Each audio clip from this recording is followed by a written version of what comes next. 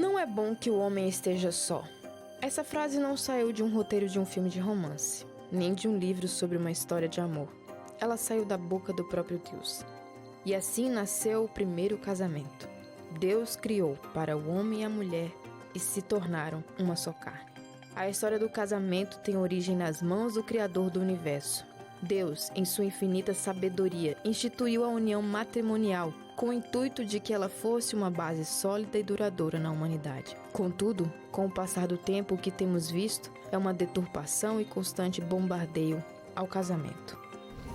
Numa sociedade de amores e comportamentos líquidos, como escreveu o filósofo Zygmunt Bauman, vemos essa realidade refletida nos relacionamentos. Segundo o IBGE, só no ano de 2021 foram registrados mais de 80 mil pedidos de divórcio, um aumento de 40% em relação ao ano anterior. Um censo divulgado em 2014 revelou que a maioria das uniões formais acaba antes de completar 15 anos. Mais de 40% dos casamentos não chegam a uma década e 1,8% dos casais se separam antes mesmo de completar o primeiro ano de existência. Esses dados parecem assustar e desacreditar gerações futuras, não é mesmo? Principalmente quando olhamos para relações de personalidades famosas na mídia que pareciam eternas e de repente descobrimos que tinham data de validade. As pessoas acabam se espelhando em exemplos alheios e esquecendo de buscar base sólida para a escolha que fará parte de todo o resto de suas vidas. Uma verdade irrefutável é que Deus não cria algo para ser fracassado. Ele deu todas as orientações para o ser humano de como construir uma união duradoura. O casamento não é uma instituição fracassada, como muitos dizem. Ele não deve sofrer modificações e ser modernizado quanto ao seu aspecto. Ele precisa ter a sua identidade original preservada. E o principal ponto que não deve ser perdido é a inclusão de Deus na relação do casal. O casamento é declaração de igualdade. São duas pessoas diferentes buscando objetivos iguais. Deus quer nos mostrar que existe felicidade dentro do casamento. Existe vida plena numa vida a dois. Hoje, no programa Está Escrito, aprenda junto conosco sobre a história de um casamento duradouro e com chances para ser feliz. Estamos de volta aqui no nosso último bloco. Já estou aqui com a minha companheira. Eu acho que você já pegou o costume de assistir o programa Está Escrito com a Bíblia na mão, não é? É assim que a gente é abençoado. É impossível você viver aqui, nesse mundo, sem a palavra de Deus e ser feliz. Porque a Bíblia, ela nos ensina sobre todos os aspectos possíveis e necessários.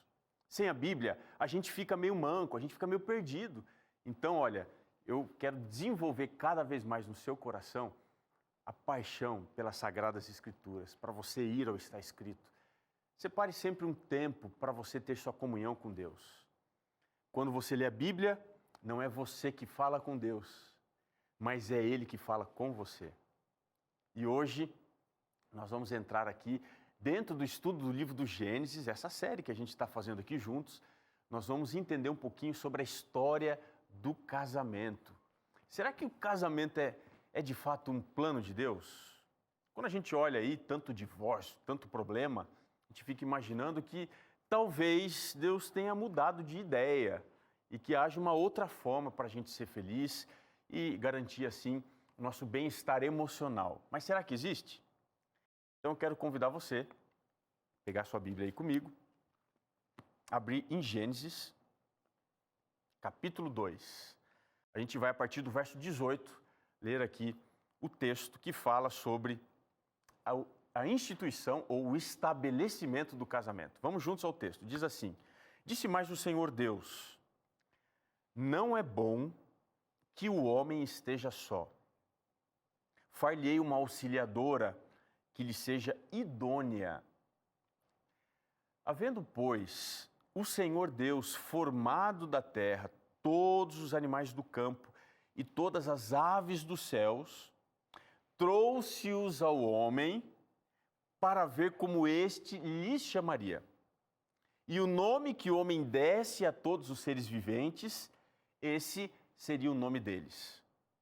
Deu o homem nome a todos os animais domésticos, às aves do céu e a todos os animais selváticos. Para o homem, todavia, não se achava uma auxiliadora que lhe fosse idônea. Então, o Senhor Deus fez cair pesado sono sobre o homem, e este adormeceu. Tomou uma de suas costelas e fechou o lugar com carne. E a costela que o Senhor Deus tomara ao homem, transformou-a numa mulher e lhe a trouxe. E disse o homem: esta, afinal, é osso dos meus ossos e carne da minha carne. Chamar-se-á varoa, porquanto do varão foi tomada. E o verso 24.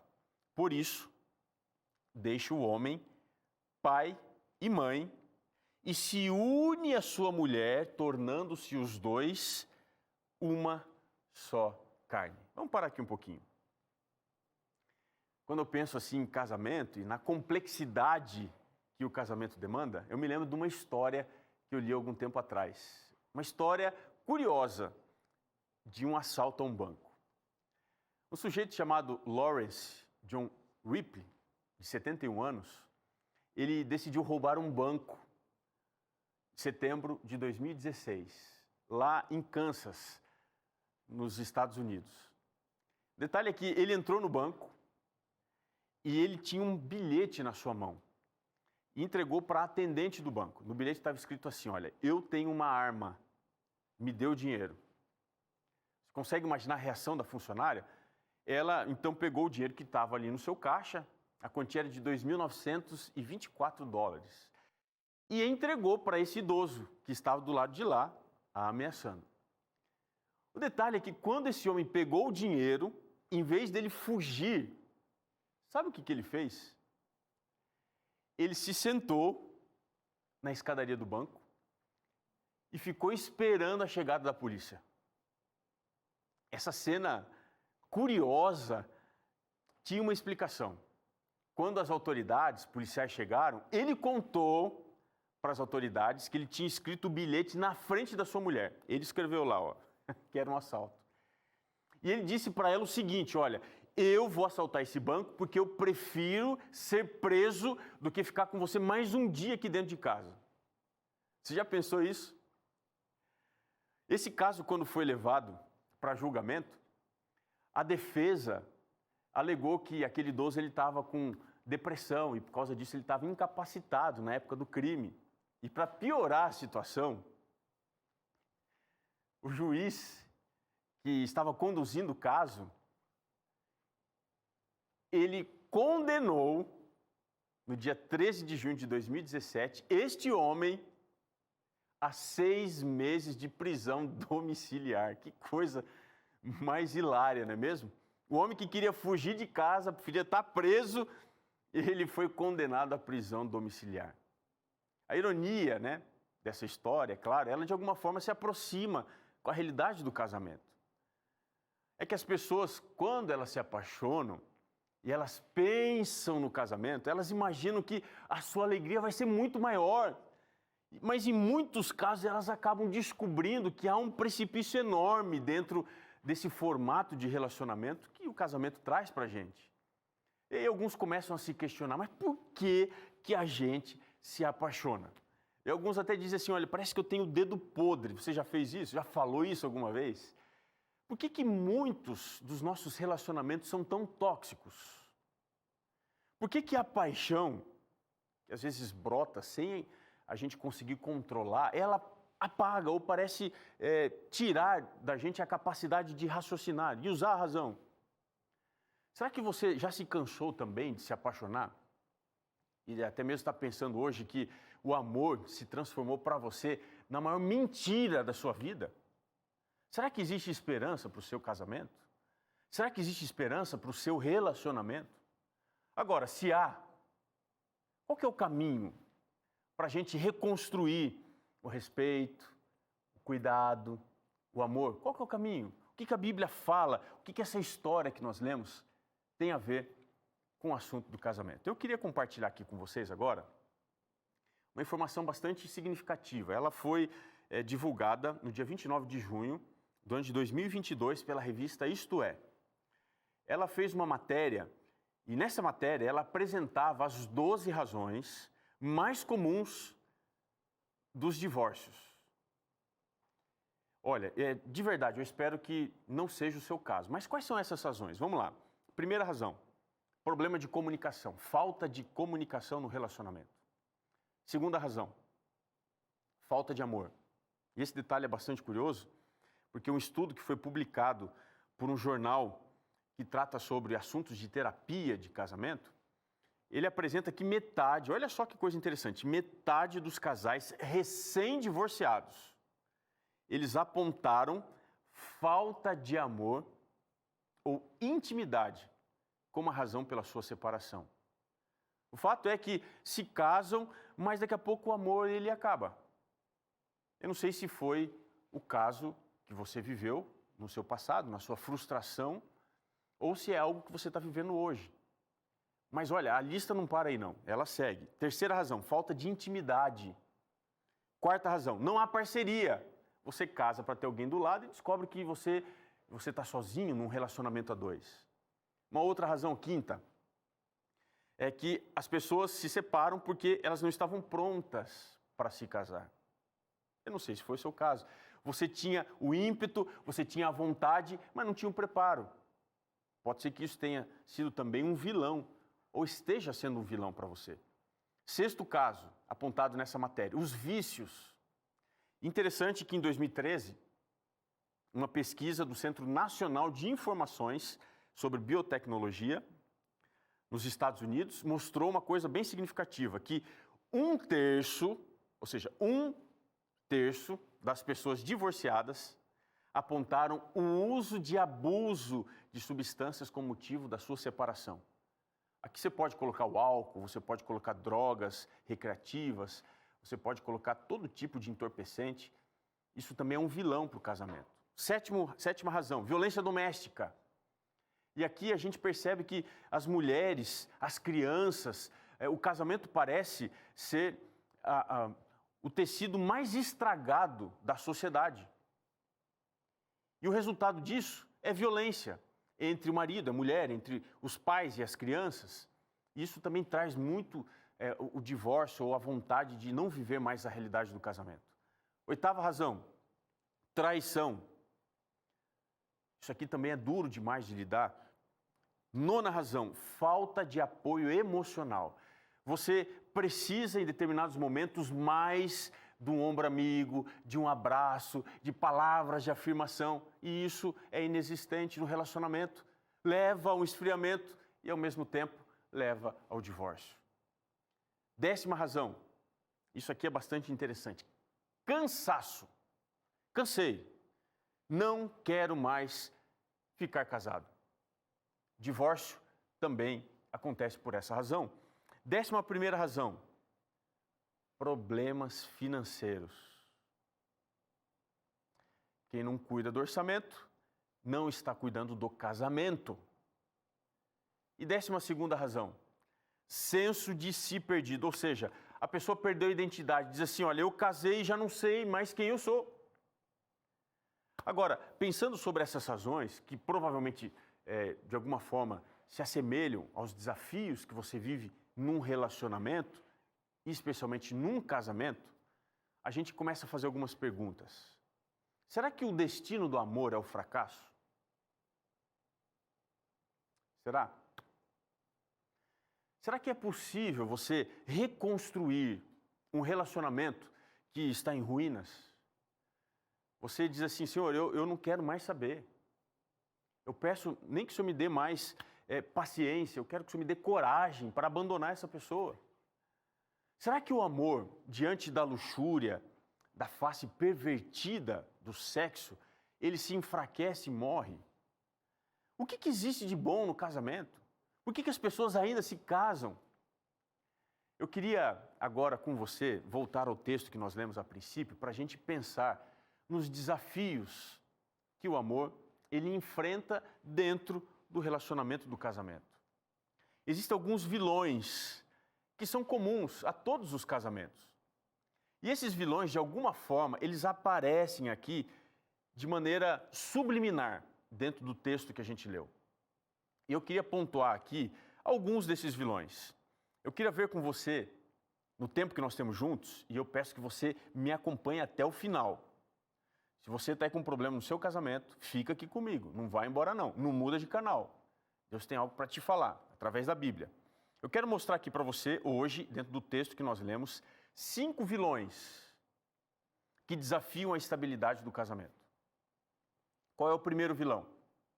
Gênesis 2:18, você encontra aqui uma frase, uma declaração que Deus faz. Ele diz assim: não é bom que o homem esteja só. Essa afirmação ela é bastante curiosa por uma razão. O lugar onde ela aparece. Se você for ver a frase, não é bom que o homem esteja só, ela vem imediatamente depois de Gênesis 2:17, quando você encontra aqui algo muito interessante, Deus fazendo aqui uma afirmação de que o pecado traria morte. Observe que a gente está aqui num contexto muito especial, porque essa afirmação de Deus, não é bom que o homem esteja só, ela aconteceu antes mesmo da entrada do pecado. Ou seja, parece que essa frase de Deus acende aqui uma luz enorme sobre a importância do que está sendo dito. Como é que pode, olha que coisa interessante, como é que pode, diz aqui o texto, o pecado ainda não havia entrado, num ambiente perfeito, como o jardim que Deus havia feito, ter ou existir a possibilidade de algo não ser bom. Veja, Deus mesmo diz, não é bom. E o detalhe é que essa afirmação ela está em contraste. Ela está em contraste aqui com o que vem no capítulo 1, verso 31. Quando Deus termina a criação, ele vai avaliar a criação e diz o texto, e viu Deus tudo quanto fizera, e eis que tudo era muito bom. Então você percebe que há aqui uma informação gritante. Nós encontramos aqui Deus dizendo, olha, tem algo que não é bom, mesmo num contexto de perfeição. Então agora quero observar aqui com você a importância dessa análise divina. Veja, essa observação aqui, não é bom, ela acontece logo depois dessa advertência sobre as consequências da morte e do pecado. Veja, a definição daquilo que não é bom seria a solidão, o isolamento e a não equivalência. Olha que coisa interessante. Já aqui no capítulo 2, a gente percebe que cada animal tinha o seu equivalente. Mas o homem, ele ainda não estava pleno. Alguma coisa faltava para o homem. Deixa eu dar um exemplo aqui para você. Quando uma criança nasce, ela nasce perfeita, mas ela não é completa, ela não é plena. É por isso que aqui no contexto da criação do homem, o presente especial de Deus, a criação da mulher, a instituição do casamento, era uma ação de Deus, veja, uma ação de cima para baixo, do Criador para a sua criatura, para suprir uma realidade daquilo que não era bom. Adão, ele precisava de Eva, mesmo ainda ele não tendo compreendido isso. Isso me faz entender o seguinte, que muitas das nossas necessidades, elas são declaradas, elas são identificadas antes por Deus e só são descobertas depois por nós. Sabe por quê? Porque Ele sabe de todas as coisas. Agora, como é que Deus resolveu? Qual foi a resolução de Deus para esse problema?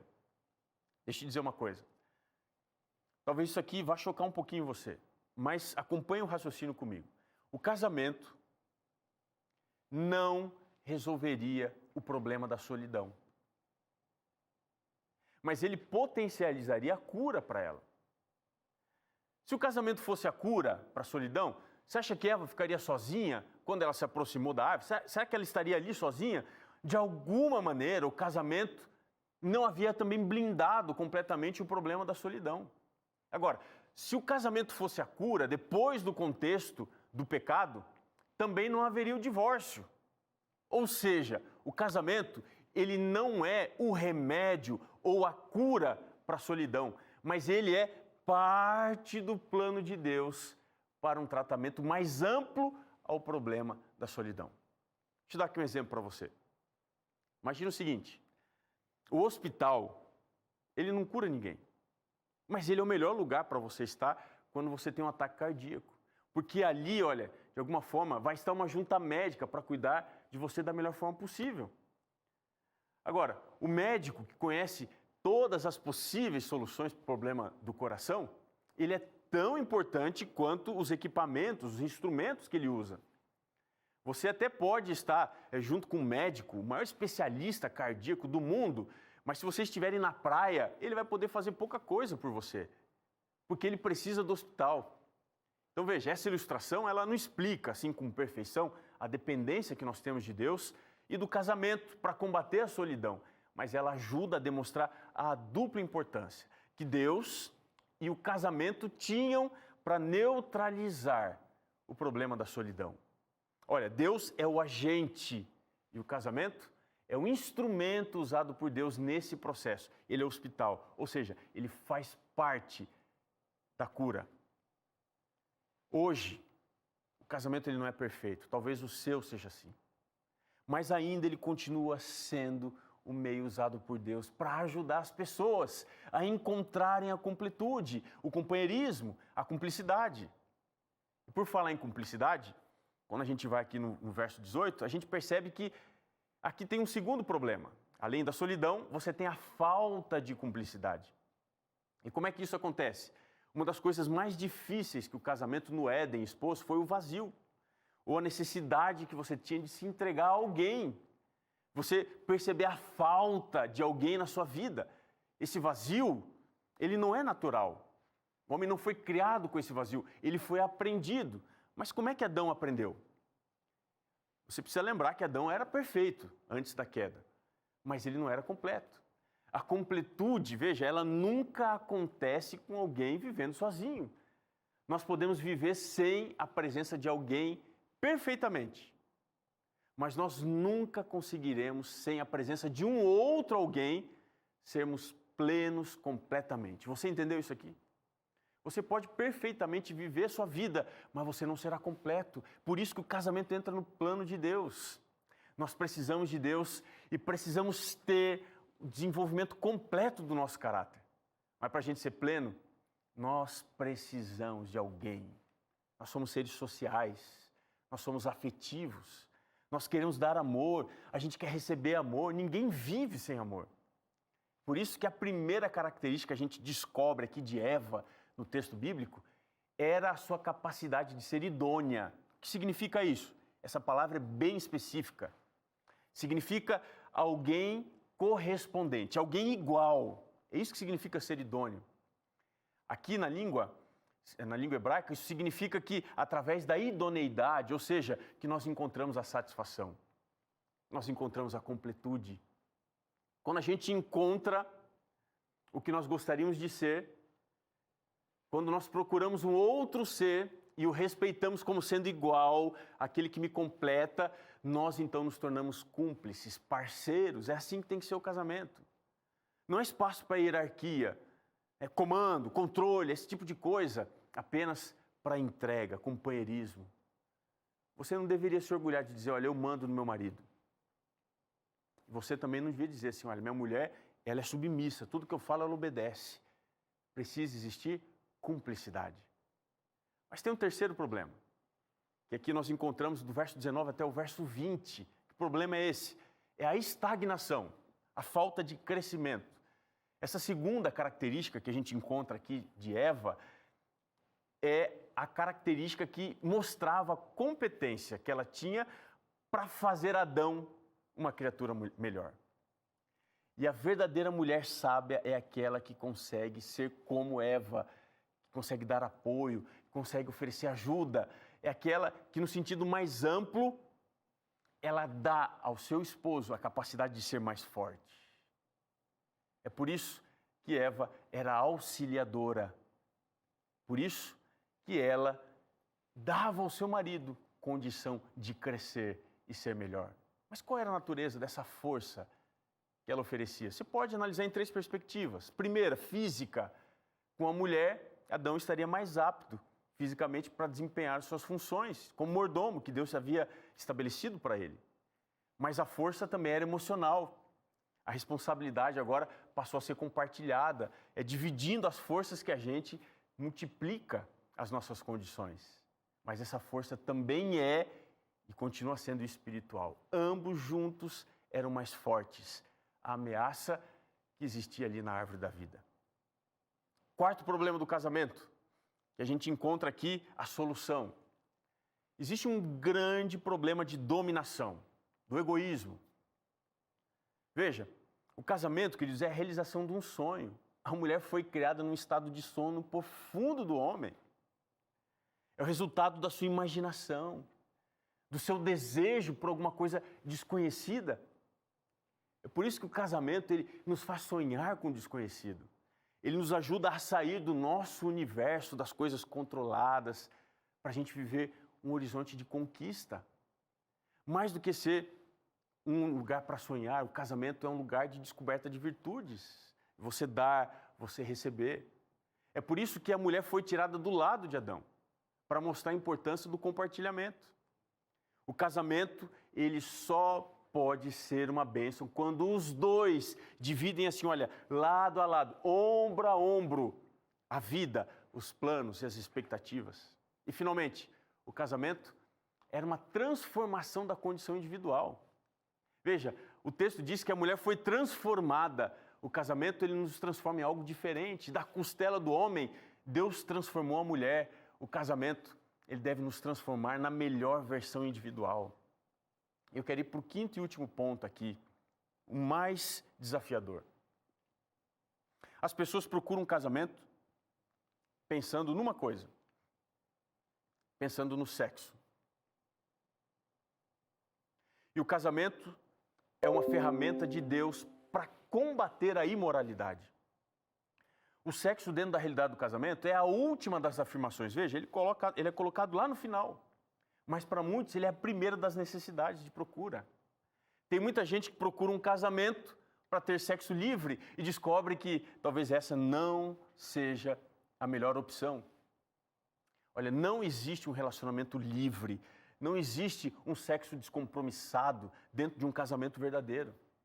Ou o casamento é morto pela libertinagem, ou a ideia da liberdade é mudada dentro da cumplicidade. O que isso significa? Você não pode e não consegue viver entre esses dois mundos. A liberdade sexual e o compromisso de casamento, compromisso afetivo.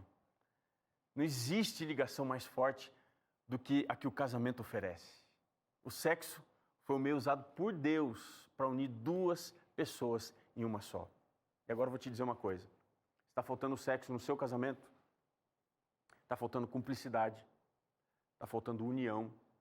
Isso pode trazer brechas que são perigosas para o seu relacionamento. Olha, a ligação que a sexualidade, a paixão traz, ela é tão forte que quando ela é interrompida, quando ela é vilipendiada, algo e alguém morre. A dor da traição, a dor do divórcio, para aqueles que experimentam isso, é muito parecida com a dor do luto.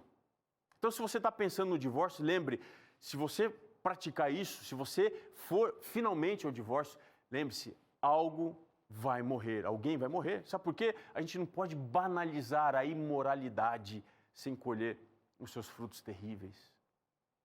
Quando a gente vai ao Antigo Testamento, a Bíblia apresenta a pena de morte como consequência para o adultério. Isso acontecia dentro da realidade do governo de Deus, né? A teocracia do povo. Mas não significa que hoje, viu, as consequências são diferentes. Apesar de hoje a lei não prever para este crime, o adultério, a sentença de morte, quando alguém destrói o casamento por infidelidade, algo morre dentro de alguém que estava nessa relação. Isso é tão sério, mas tão sério, para muitas pessoas essa experiência quase não tem reparação. O casamento, de acordo com o texto que nós lemos aqui, tinha todos os elementos para proteger Adão e Eva de tudo que nós vimos aqui. Mas ele não foi suficiente. Sabe por quê? Não significa que ele perdeu a sua capacidade e condição. Foi dentro de um casamento que as brechas apareceram e o pecado entrou. Mas foi dentro de um casamento que a esperança também floresceu. O mesmo casal que passou por uma dificuldade e permitiu o pecado entrar, foi o mesmo casal que experimentou em primeira mão a esperança de transformação. É claro, problemas existiram dentro da família de Adão e Eva, mas a esperança nasceu ali. Talvez eu esteja falando para alguém que hoje está pensando em se divorciar. Talvez esteja alguém aqui hoje dizendo assim, olha, pensando para si mesmo, né? Olha, eu não quero mais saber de casamento. Já me frustrei demais. Só queria te lembrar que talvez o que esteja faltando no seu casamento é a influência divina para transformar você e permitir que transforme também o seu relacionamento. Deus pode fazer milagres. O primeiro milagre que Jesus realizou, você lembra onde é que foi? Foi num casamento. Para mostrar que Ele não vai deixar faltar o melhor. Talvez você pense assim, pastor, Deus precisa fazer um milagre com meu marido.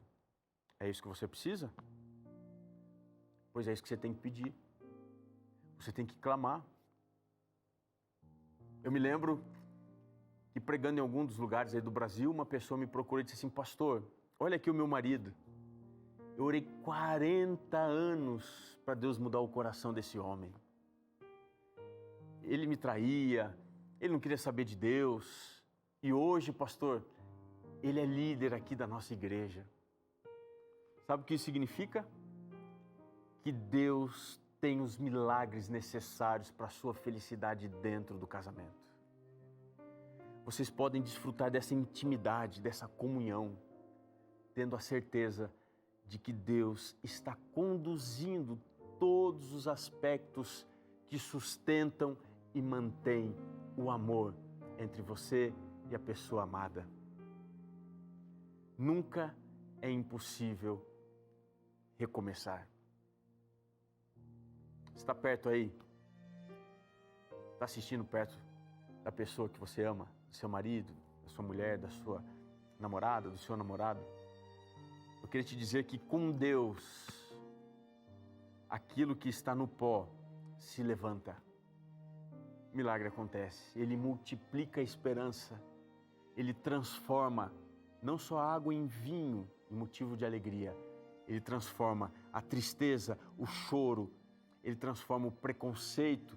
Ele transforma as marcas emocionais em combustível para o renascimento do amor, da cumplicidade, da paz, da esperança e do sonho. Ouse sonhar. Permita Deus entrar na sua família, no seu relacionamento. Se está faltando Deus, que não passe de hoje esse recomeço.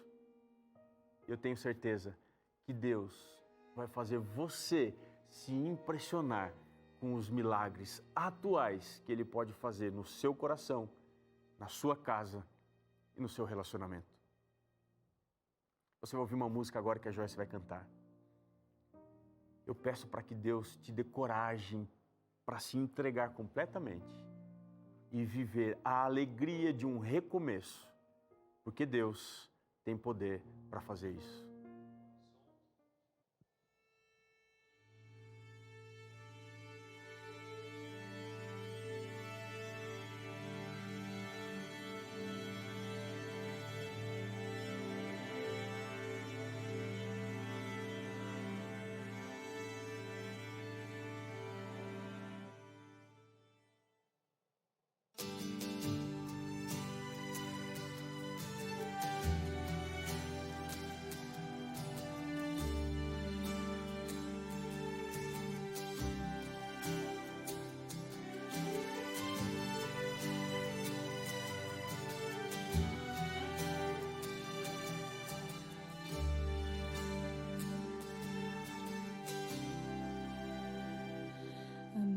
mesma voz que originou o mundo, na palavra ela ressoa em mim. O mesmo Deus distante, transcendente, é o Verbo encarnado, Emmanuel. Ele tira som da minha vida, finas cordas, cria uma nova melodia. Meu Criador, meu Redentor, da minha dor compõe uma nova sinfonia, sinfonia.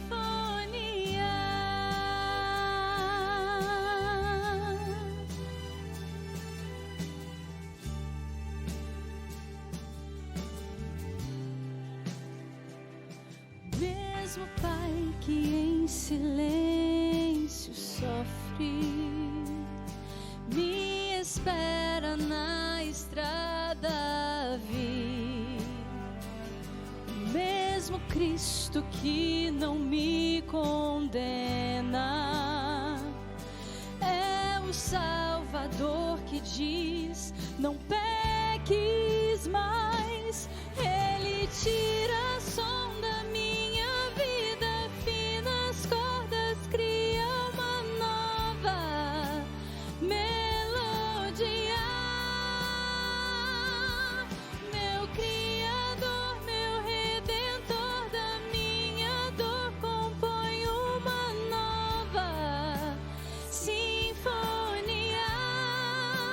sinfonia.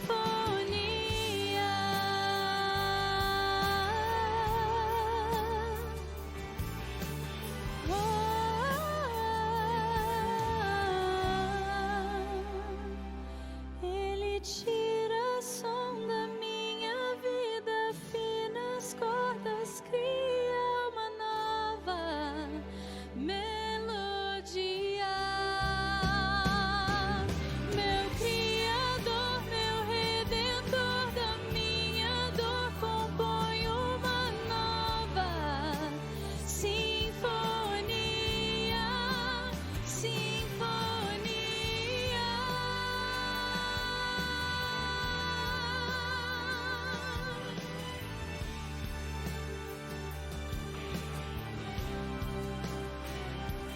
Oh,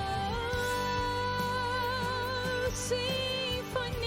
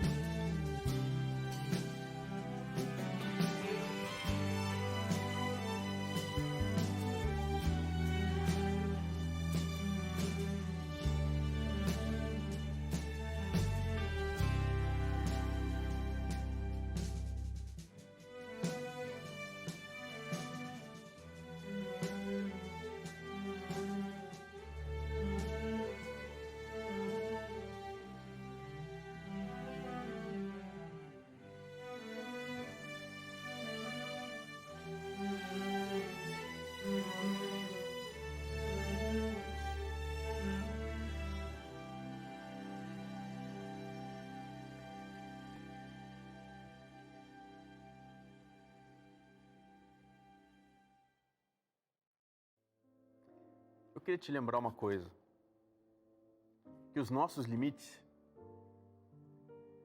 não são os limites de Deus. É verdade isso.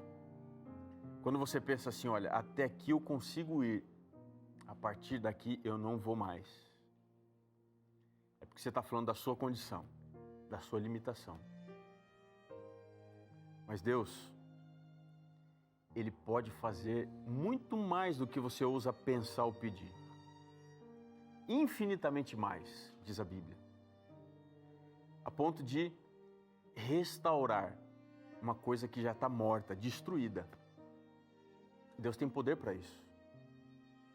Porque Ele é amor. Aquele que não ama, não conhece a Deus. Então deixa eu te dizer algumas coisas. Primeira delas, num relacionamento, quem busca ter razão é o primeiro que sofre. Se você tiver que escolher entre amar ou ter razão, ame. Ame. Não use aquele discurso, tá vendo? Eu tinha razão, eu falei para você. Não traga maior peso para o seu relacionamento.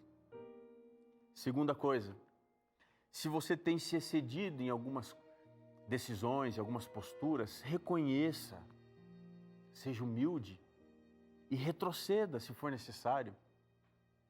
Às vezes, pequenos gestos se transformam em grandes vitórias.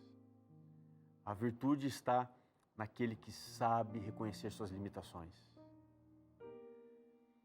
Se você acha que o seu problema no casamento ele é espiritual, ou seja, há uma divisão de fé, isso tem atrapalhado o seu lar, esse é um milagre que Deus está ansioso por realizar hoje, agora. Mas para isso, você precisa dar bom testemunho. Tem gente que na igreja é anjo, mas em casa é demônio. Que você reflita a luz do céu. Vamos pedir para Deus nos abençoar nessa jornada? Vamos pedir esse milagre agora? Você pode orar comigo? Você pode pedir assim, Senhor, eu preciso que o Senhor faça esse milagre. Me ajuda a ser bênção dentro de casa. Você tem coragem de orar comigo? Você não desistiu? Então vamos orar. Senhor, nós estamos pedindo aqui para que o Senhor abençoe esta família, este relacionamento. Que este casamento que tem sofrido, talvez por muito tempo, que ele seja abençoado, a ponto de se restaurar e se reconciliar, trazendo paz e esperança onde há ódio, sofrimento e indiferença. Nas tuas mãos eu entrego esta pessoa, entrego o seu casamento, certo de que o Senhor pode fazer os milagres necessários. Em nome de Jesus, nós oramos. Amém. O programa está chegando ao fim, mas eu queria te lembrar que está escrito: nem só de pão viverá o homem, mas de toda a palavra que procede da boca de Deus. Um grande abraço e até o nosso próximo encontro.